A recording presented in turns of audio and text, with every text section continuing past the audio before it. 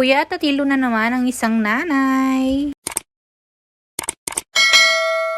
Mag-alas 4 pa lang ng hapon inaayos ko na nga itong kama namin. Alam niyo naman yung batang to, Diyos ko, gustong-gusto niya yung natutulong ng maaga. Alas 5 pa lang ready na yung higaan namin. Ito pala sa pinakasulok ko siya pinapwesto dito sa kama namin. Abay, mahirap na, para nga iwas hulog. Napakalikod na pa naman ng batang to. Naglaba nga ako ng sapin ng kama namin, tapos nilabang ko na din yung mga gamit niya. Kaya yan, bago yung mga lahat ng yan. Kagaya ng pag-ayos ko ng kama mga maray, na ayos ko na din yung mga boting daddy niya. Diyos ko, mahirap na magutom siya.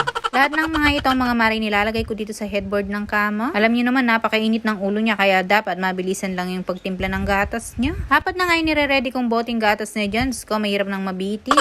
Bukod nga sa gatas ay naglalagay ako ng isang pares ng damit dito para sa mag-leak siya, meron akong pamalit agad. Pagkatapos ko nga naayos yung mga gamit niya dito, yung mga alas 5, ilamusan ko na nga itong burukutyong to. At ayan nga yung thermos, gabi-gabi namin katabing matulog. Bago ko nga sana siya ilamusan mga maray, padidein ko muna, pero tingnan nyo naman, nag-away na naman kami. Ito talaga, ewan ko, napakainit ng ulo niya ngayon pag dumidedi siya. Bay, minsan nga hindi ko na alam yung gagawin ko, may bug na akong magtalpak. Pinalitan ko pa nga yung chupon niya dyan. Akala ko nga nag-aaway lang kami dahil sa chupon, pero hindi talaga nakasumpong na naman yung dalawang pulo-pulo niya.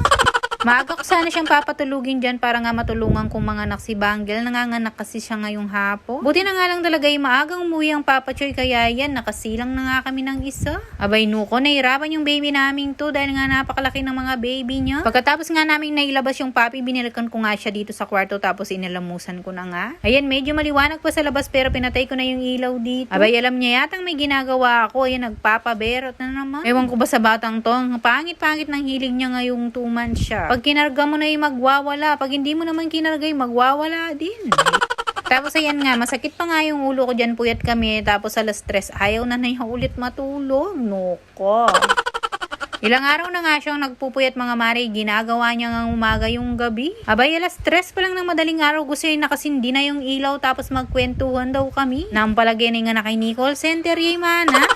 Tinanggalan ko nga siya ng mittens dyan dahil ang dami na namang nakasingit dito sa mga daliri niya. Nung talaga maamusit mga mari, tingnan nyo naman, nagre-reklamong gutom. Ayaw naman didein ng maayos yung daddy niya. Kamaso. Husko, panina ako mong reklamo kaya nga nakahingi.